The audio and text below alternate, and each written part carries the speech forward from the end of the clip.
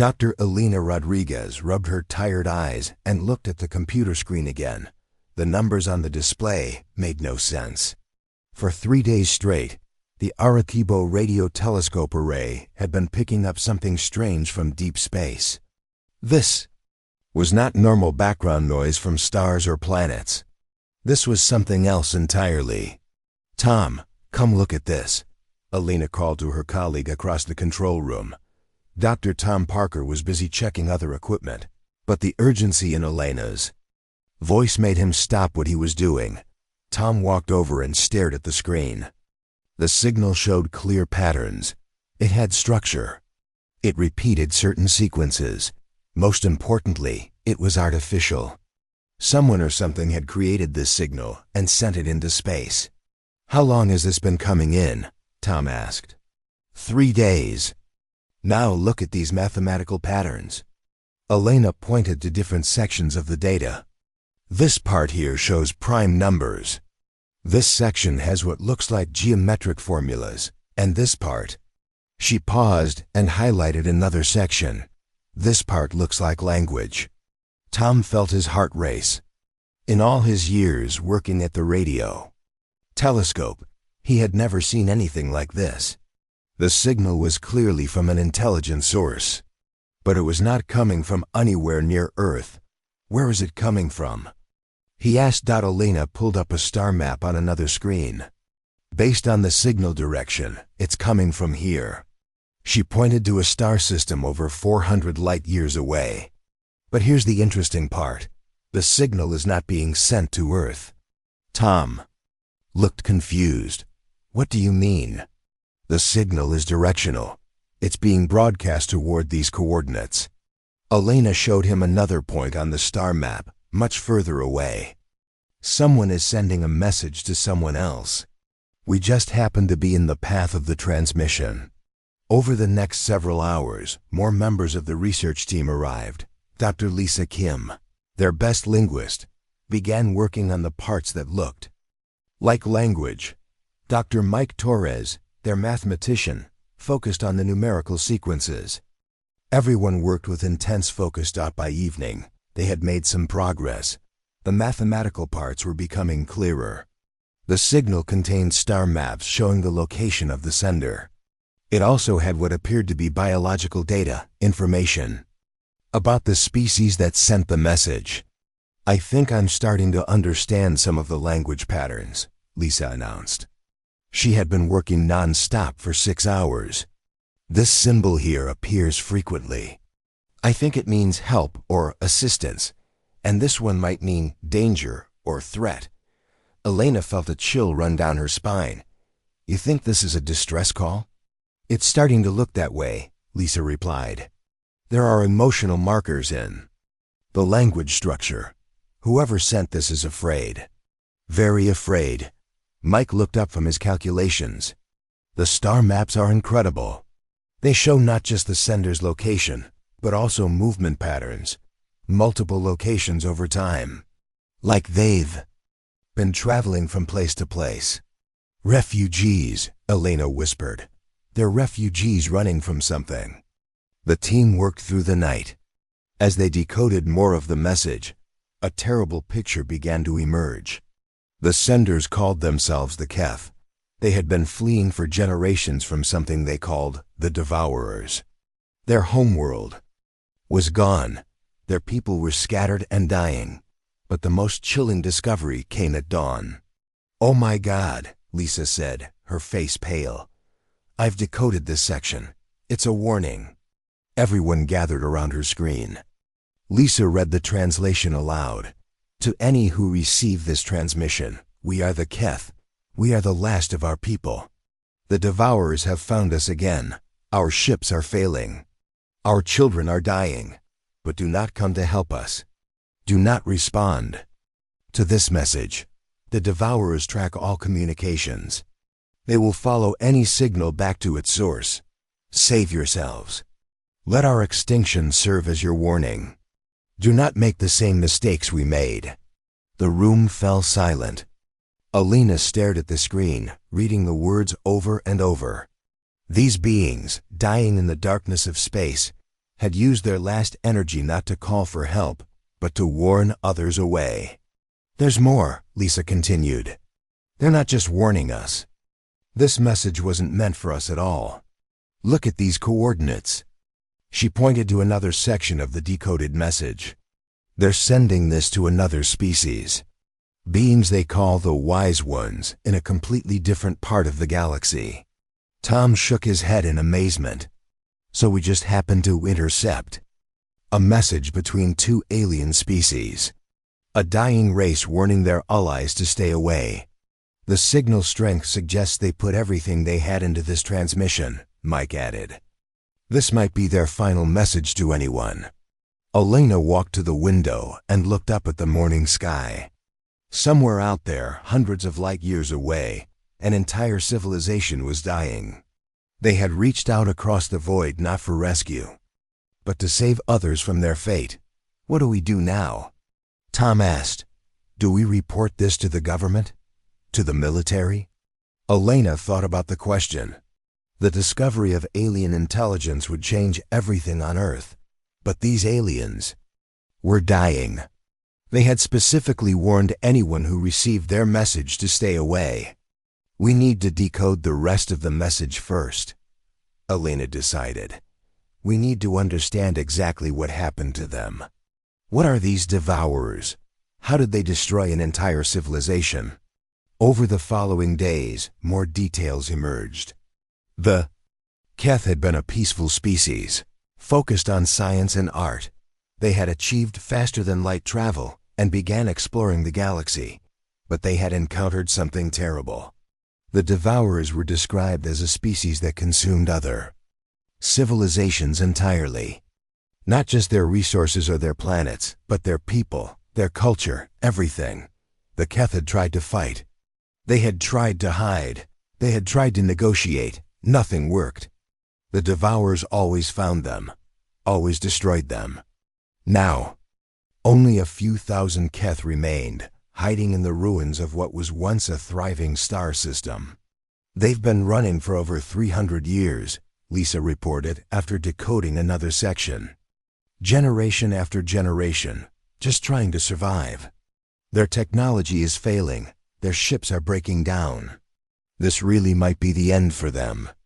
Elena made a decision that would change the course of human history.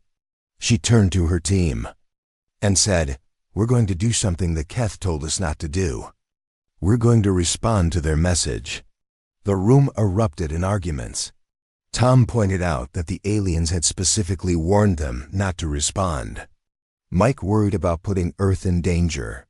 Lisa questioned whether humans had any right to interfere in alien affairs, but Elena had made up her mind. An entire civilization is dying out there. They reached out into the darkness, expecting no one to answer. But someone did hear them. We heard them. And we're going to let them know they're not alone. She began preparing humanity's first message to another intelligent species. A message that would announce to the galaxy that humans had not only received the signal that wasn't meant for them, but that they were going to answer anyway. The argument in the research facility had been going on for 3 hours. Elena stood her ground while her colleagues and government officials shouted around the conference table. Everyone had an opinion about what to do with the alien message. "You cannot send a response," Director James Wilson said firmly. He represented the Earth Defense Force and had arrived with a team of military advisors. "These aliens specifically warned us not to reply. They said these Devourers track communications." Elena looked directly at Wilson. "So we just let them die? We ignore their suffering because we're afraid?" "We protect Earth," Wilson replied. "That's our responsibility. Not saving alien species we've never met." Dr. Tom Parker supported Elena. "These beings are dying out there. They've been running for centuries. If we have the ability to help, shouldn't we try?" General Patricia Hayes, Wilson's superior, shook her head. "Help them how? We don't even know what these Devourers are. We have no information about their technology or their capabilities. Responding to this message could bring them straight to Earth. Elena had spent the last week decoding more of the Keth message. She knew things the others didn't. "I've learned more about the Keth," she announced. "They're not just refugees. They're incredibly advanced. Their technology is far beyond ours." She activated the main screen and showed her latest translations. "Look at this data. The Keth had faster-than-light travel before humans even invented the wheel. They've mapped thousands of star systems.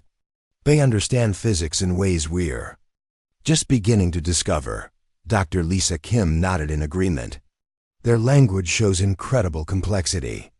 They think in mathematical concepts we can barely understand. These aren't primitive beings asking for help. These are highly advanced people who have been broken by something terrible. Which makes it even more dangerous," General Hayes pointed out. "If beings that advanced can't fight these devourers, what makes you think we can?" Captain James Cole, who had been quiet during most of the meeting, finally spoke up. "Maybe that's exactly why we should help them. Advanced doesn't always mean strong. Maybe they're too advanced, too peaceful." Wilson turned to Cole with surprise. "What do you mean?" Cole stood up and walked to the display showing the Keth data. "Look at their technology. Everything is focused on exploration, communication, art, science. I don't see any weapons development. No military innovation. They built ships to explore the universe, not to fight wars." "Your point?" General Hayes asked. "Humans are different," Cole said simply. "We've been fighting since we learned to make tools. Every technology we develop, we find a way to weaponize it. We're not more advanced than the Keth, but we might be more dangerous."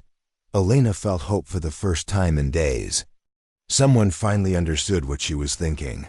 Captain Cole is right. The Keth message contains detailed information about their society. They've had no wars for over 1,000 years. They don't even have a concept of military strategy. Dr. Mike Torres had been analyzing the technical data from the message. Their ships are incredible, but they're not built for combat. They're exploration vessels, research platforms. Even their escape ships prioritize scientific equipment over defensive systems. Wilson still looked unconvinced. "This is all speculation.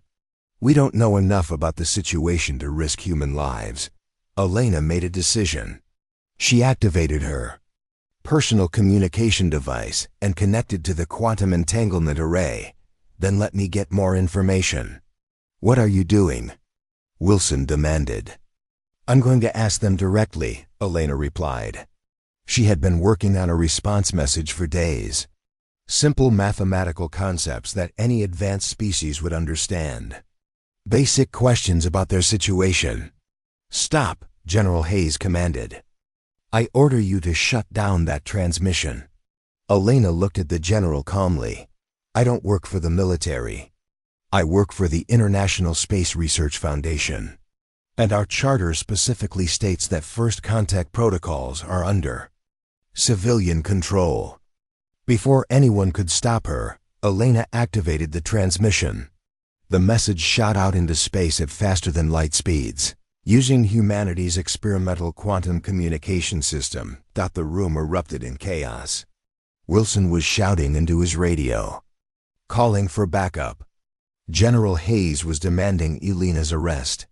Several scientists were arguing about protocols and procedures, but Elena sat quietly watching her screens. If the Keth were still alive, if their communication systems were still working, they would receive humanity's message in approximately 18 hours. "What did you say to them?" Cole asked.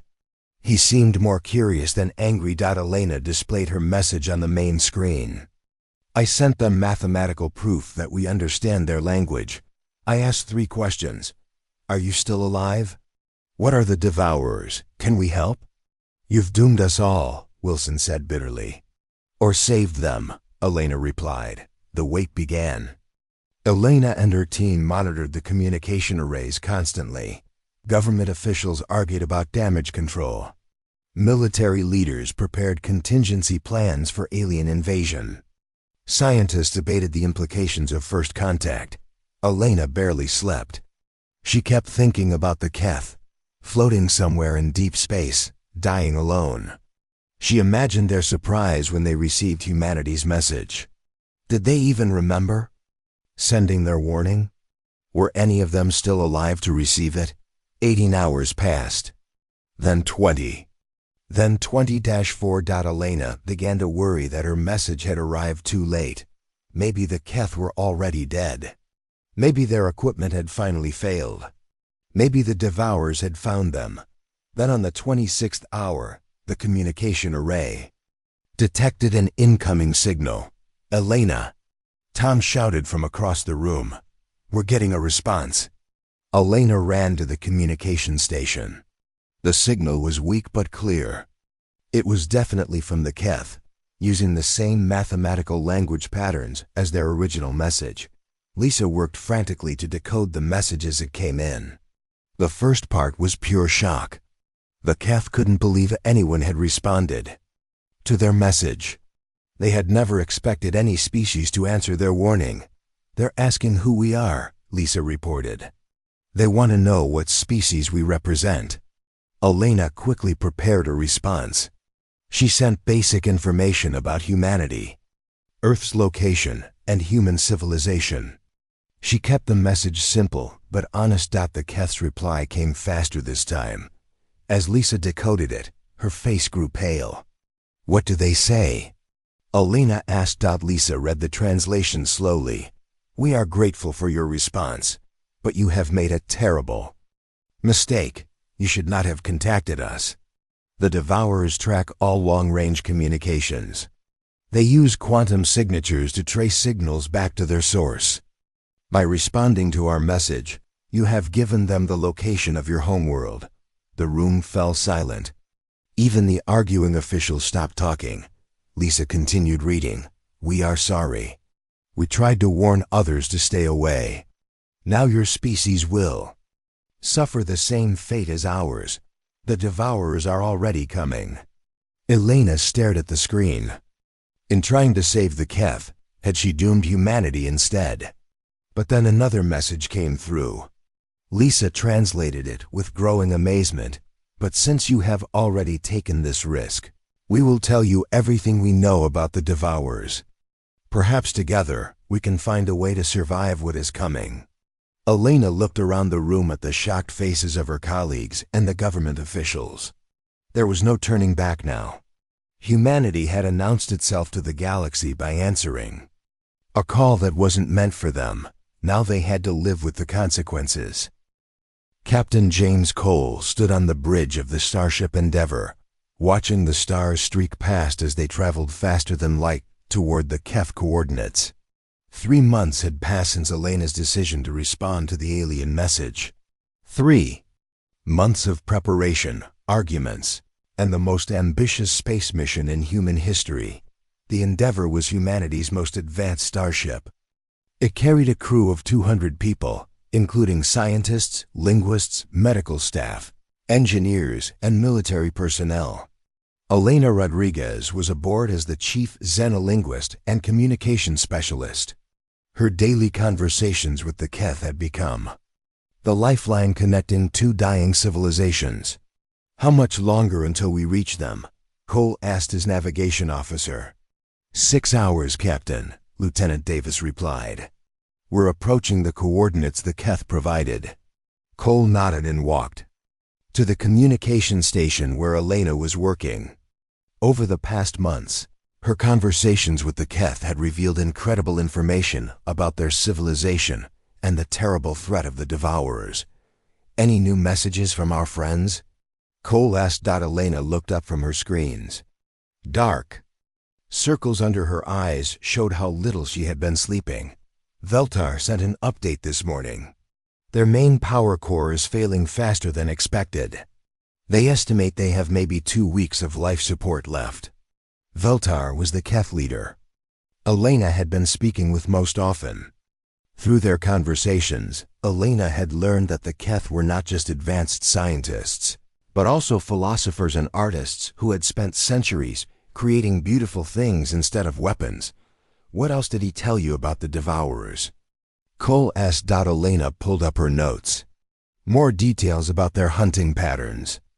The Devourers don't just destroy civilizations, they consume them completely. They absorb the biological matter of other species to grow stronger and reproduce. Every world they attack becomes part of their collective. Dr. Lisa Kim joined the conversation. She had been working with Elena to understand Keth culture and language. The most disturbing part is how they track their prey. The Devourers can follow quantum communication signatures across the galaxy. Once they detect a signal, they can trace it back to its source, which means they're coming for Earth, Cole said grimly. Eventually, Elena confirmed, but Veltar thinks we have time. The Devourers are currently hunting the Keth. They won't move on to a new target until they've finished with their current prey. Cole felt sick thinking about it.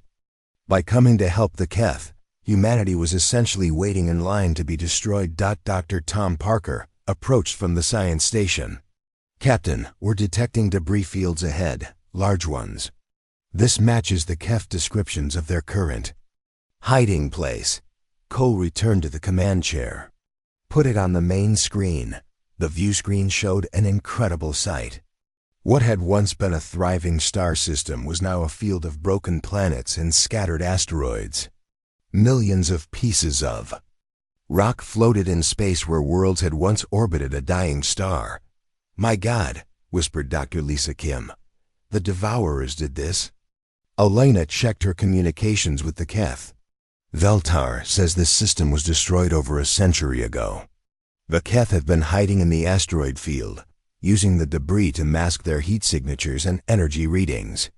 Scanning for artificial structures, reported Lieutenant Davis. I'm reading metal composites hidden within several large asteroids.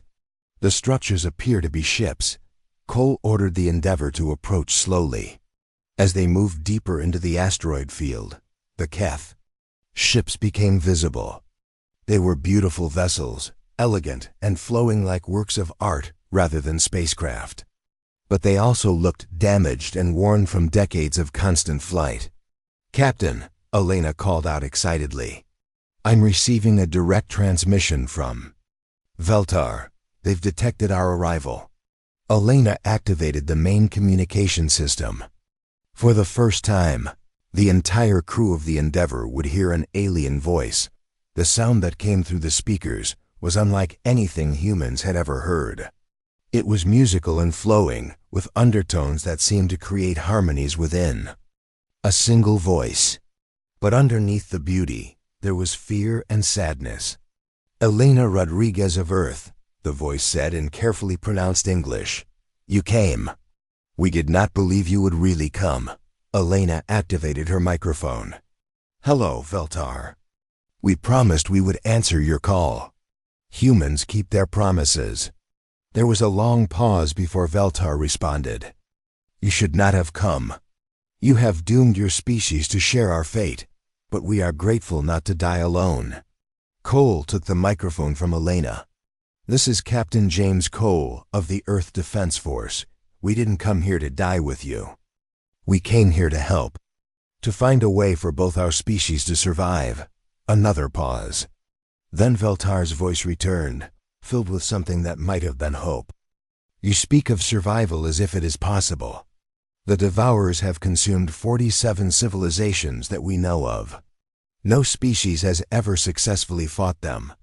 Then it's time for someone to be the first, Cole replied. Over the next several hours, representatives from both species met aboard the Endeavor.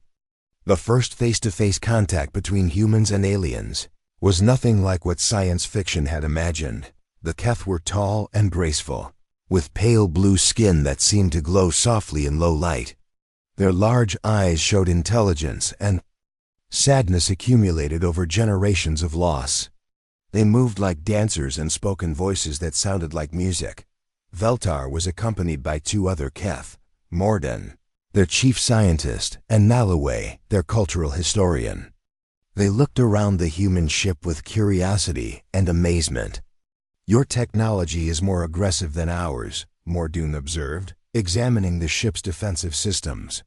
You build weapons into your exploration vessels. We learned to fight before. We learned to fly, Cole explained. Every human ship is designed to protect itself. Nale Wei studied the humans with fascination.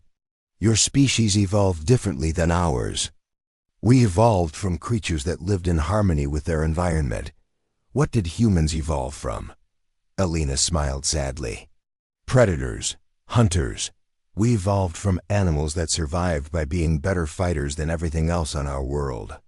The three Keth exchanged glances that humans couldn't interpret. Finally, Veltar spoke. This explains why you answered our message when we warned you not to. Your species does not run from danger. Not when others need help, Cole confirmed.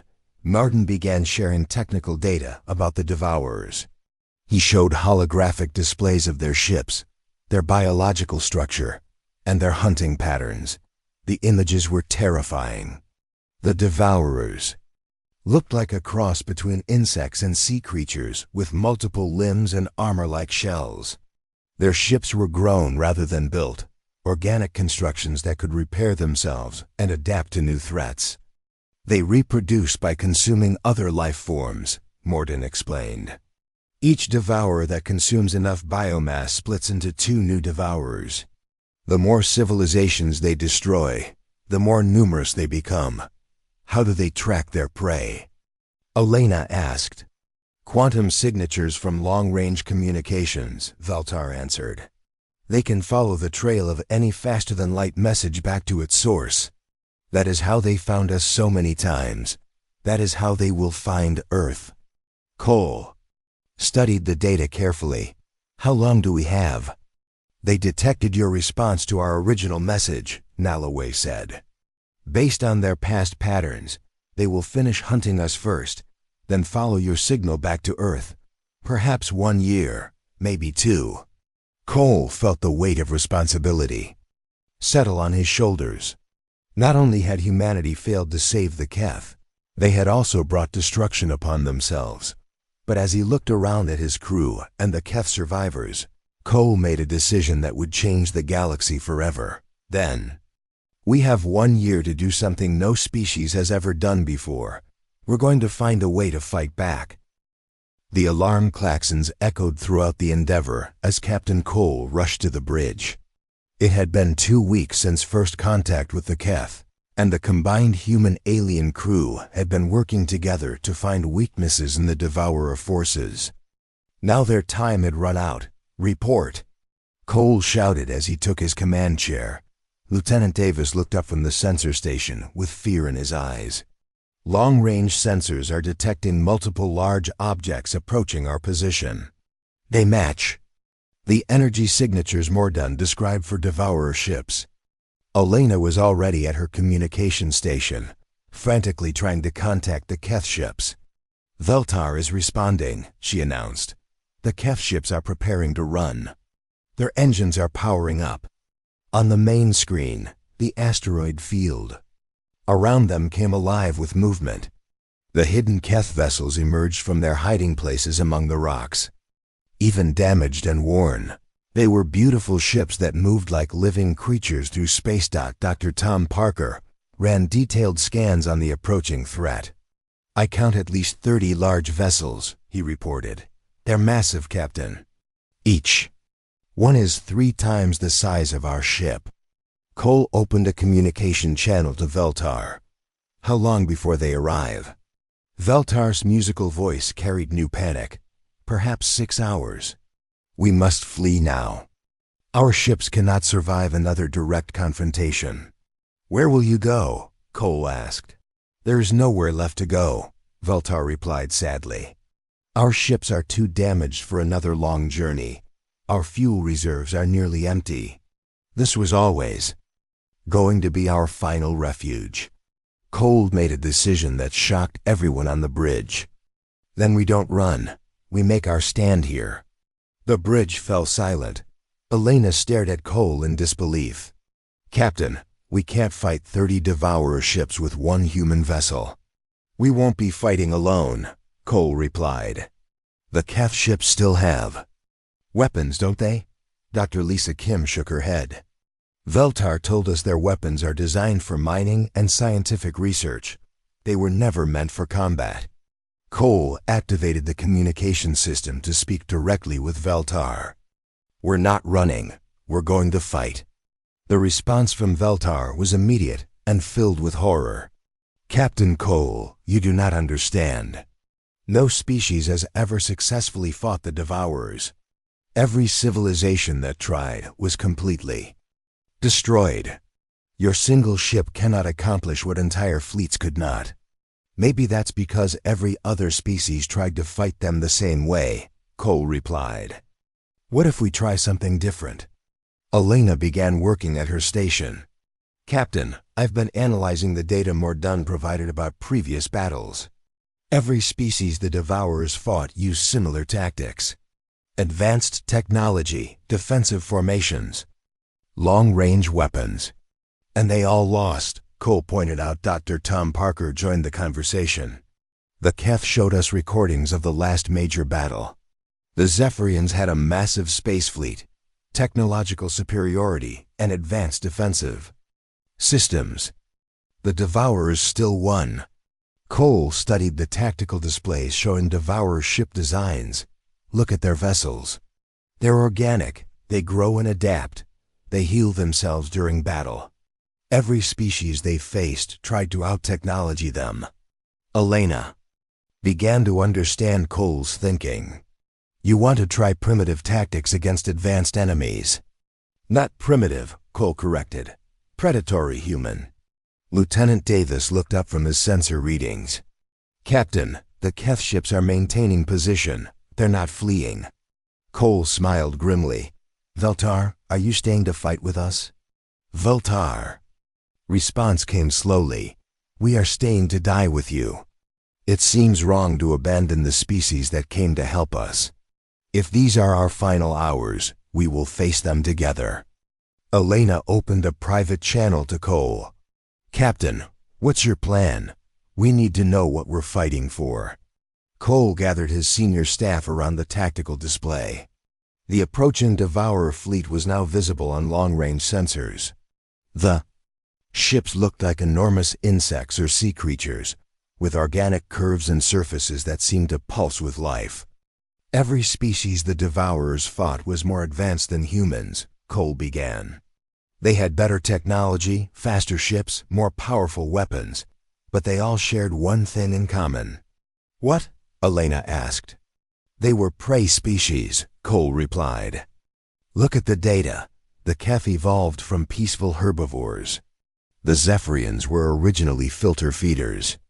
The Morvani were hive-minded insects that worked together harmoniously. Every spacefaring species the Devourers encountered had evolved. From creatures that survived by running, hiding, or cooperating. Dr. Lisa Kim nodded in understanding. But humans evolved from predators. Exactly, Cole confirmed. We're the only species the Devourers have encountered that evolved from hunters. We think differently. We fight differently. Mordun the Keth scientist had been listening to the human discussion. He approached the group with curiosity. What difference does this make? The Devourers are still larger and more numerous than you. Cole smiled in a way that made the peaceful Keth scientist step backward. Mordun, let me ask you something. When your species faced a larger predator on your homeworld, what did you do? We ran, Mordun replied immediately. Or hid. Or called for help from the group. When humans faced a larger predator, we studied it. We learned its weaknesses. Then, we set traps. We worked in coordinated packs. We didn't just fight the predator, we hunted it. Elena was beginning to see Cole's strategy. You want to turn the Devourers from hunters into prey. Every predator has weaknesses, Cole explained. The Devourers have been successful because they've only faced prey species. No one has ever tried to out-hunt them. Dr. Tom Parker looked worried. Captain, even if your theory is correct, we still need to figure out their weakness. And we need to do it in the next 5 hours. Elena turned to Mordun. In all the battles you've recorded, in all the data you've collected, there must be something. Some pattern or vulnerability the Devourers have shown. Morden thought carefully. There is one thing. The Devourers always focus their attacks on command vessels first. They seem to prioritize destroying leadership and communication systems. Hive mind, Elena realized. They're like a swarm. Cut off the head and the body dies. Cole nodded. But where's the head? Which ship controls the others? Morden activated a holographic display showing Devourer fleet formations. We have observed this pattern in every battle. The largest ship stays in the center of the formation. It never engages directly in combat. The other ships always protect it. That's our target, Cole decided. But we can't fight through 30 ships to reach it. Elena studied the display. We don't fight through them. We let them come to us. Lieutenant. Davis called out from the sensor station. Captain, the Devourer fleet has accelerated. They'll be here in 4 hours. Cole looked around at his crew and the Keth representatives. Then we have 4 hours to plan something no species has ever attempted. We're going to hunt the hunters. Veltar's voice came over the communication system. Captain Cole, what do you need from us? Cole activated the ship-wide communication system. This is Captain Cole to all personnel, human and Keth. We're about to attempt something unprecedented. We're going to show the galaxy what happens when predators fight back. As the crew prepared for battle, Elena made one final transmission. Back toward Earth. A simple message that would either be humanity's last words or the beginning of a new chapter in galactic history. This is Elena Rodriguez aboard the Endeavor. The Devourers have found us. We are not running. We are not hiding. We are going to fight, and we are going to win. The Devourer fleet continued its approach, confident in their superiority. They had no idea they were about to encounter the galaxy's first apex predator species. The Devourer fleet emerged from faster-than-light travel like a swarm of deadly insects. Captain Cole watched on the main screen as 30 massive organic ships took formation around the asteroid field. Each ship pulsed with bioluminescent patterns that looked like breathing or heartbeats. They're even more terrifying in person, Dr. Lisa Kim whispered from her station. The largest Devourer ship positioned itself in the center of the formation, just as Morden had predicted. It was easily 5 times the size of the Endeavor, with tentacle-like appendages that writhed in space, and a hull that seemed to shift and change shape. That's our target, Cole announced, the command ship. Elena was monitoring communications from the Devourer fleet. Captain, they're broadcasting something. It's not directed at us. They're communicating with each other. Can you translate it? Cole asked. Elena worked quickly at her console. It's primitive compared to Keth language, but I'm getting fragments.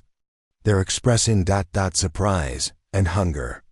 They detected both human and Keth signals, but they're confused about humans being here. Veltar's voice came over the communication system from his ship. Captain Cole, they are preparing to attack. This is how it always begins. They will destroy our ships first, then consume any survivors.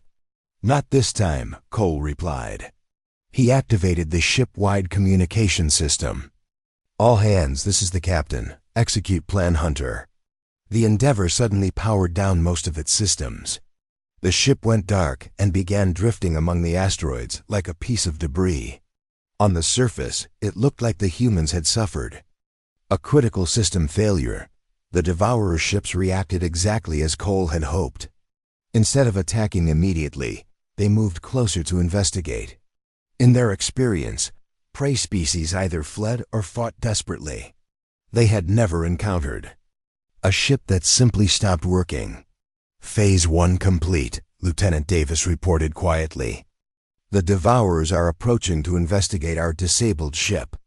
Through the viewports, the crew could see the alien vessels moving closer. The ships were even more horrifying up close. Their hulls writhed with organic movement and weapon Ports opened and closed like mouths breathing. "Elena, are the Keth ships in position?" Cole asked in a whisper. "Confirmed," Elena replied. "Veltar reports all Keth vessels are hidden behind the larger asteroids, just as we planned." The lead Devourer ship extended a massive tentacle toward the Endeavor. The appendage was covered in sensors and what looked like drilling equipment. The aliens intended to break into the human ship and consume everyone inside. "Wait for it," Cole said calmly. The tentacle touched the Endeavor's hull and began cutting through the outer plating. Alarm sounds echoed through the ship, but Cole remained still. This was the most dangerous part of the plan. "Captain," Dr. Tom Parker called out nervously, "they're almost through the hull." "I know," Cole replied. "Elena, send the signal." Elena activated a powerful transmission that broadcast throughout the asteroid field. Instantly, every piece of space debris around them began moving. What the Devourers had thought were asteroids were actually human and Keth ships hidden under false rock coverings. The trap was sprung. Dozens of concealed vessels opened fire simultaneously from all directions. The Devourers found themselves surrounded and under attack from enemies they hadn't even known were there. For the first time in their species' history, they were the ones being hunted. "Now!" Cole shouted at the Endeavor's engines roared to life. The ship broke free from the Devourer tentacle and accelerated directly toward the command vessel. Behind them, Keth ships emerged from their hiding places, their scientific equipment modified into makeshift weapons. The Devourer ships tried to adapt to the sudden ambush, but they were confused. Their usual tactics involved chasing fleeing prey or overwhelming defensive formations. They had no experience with coordinated pack hunting tactics. "Lieutenant Davis, target their communication arrays," Cole ordered. "Cut off their ability to coordinate." The Endeavor's weapons fired precisely, destroying the organic communication nodes on several Devourer ships. Without their coordination, the alien vessels began attacking randomly instead of working together. Elena monitored the alien communications. "Their transmissions are becoming chaotic. They're not used to being surprised. They don't know how to respond to our tactics." But the Devourers were not helpless. As the battle continued, they began adapting to human strategies. Their organic ships started healing damage and growing new weapons. Several smaller Devourer vessels broke formation and began hunting the concealed human and Keth ships. "We're losing ships," reported Lieutenant Davis. "The alien vessels are learning our tactics." Cole had expected this. Phase 2. All ships, execute scatter pattern Alpha. The human and Keth forces suddenly broke apart and fled in different directions. To the Devourers, it looked like their enemies were finally acting like normal prey. Running in panic, the alien ships gave chase, breaking their protective formation around the command vessel. This was exactly what Cole had wanted. By acting like prey, the humans had drawn the predators away from their leader. "Now we show them what human predators really do," Cole said grimly. "We go for the throat." The Endeavor, along with 3 Keth ships that had stayed hidden, suddenly changed direction and accelerated toward the now isolated command ship. The massive vessel was alone for the first time, its escorts chasing the scattered human forces. The command ship tried to call its escorts back, but the humans had damaged too many communication arrays. By the time the other Devourer ships realized what was happening, it was too late. "Elena, can you identify the ship's control center?" Cole asked. Elena was scanning the massive vessel with every sensor they had. "There," she pointed to a section near the center of the ship. "That area shows the highest concentration of neural activity. It's like a brain." Cole opened a channel to his boarding teams. "This is the captain. We're going in." The Endeavor docked, with the command ship using emergency boarding procedures. Human Marines, led by Cole himself, forced their way into the alien vessel. The interior was a nightmare of organic corridors and breathing walls. But the humans pressed forward. They found the control center, a massive chamber filled with Devourer leaders connected to the ship through biological interfaces. These creatures were different from the others, larger and more intelligent. They were the collective mind that controlled the entire fleet. Set the charges, Cole ordered. His team placed explosive devices throughout the neural center while fighting off Devourer defenders. The aliens fought desperately, finally understanding that their prey had become their hunters. "Charges set," reported Sergeant Martinez. "We need to go, now." The team fought their way back to the Endeavor as the timer counted down. They barely made it to their ship before the explosives detonated. The explosion didn't just destroy the command ship. It sent a psychic shockwave through the Devourer fleet's collective consciousness. Every alien vessel in the battle suddenly stopped moving. Their crews died instantly as their shared mind was shattered. In the sudden silence that followed, Elena broadcast a message across all frequencies. "This is humanity. We heard your call for help. We answered, and we're still here." The battle was over.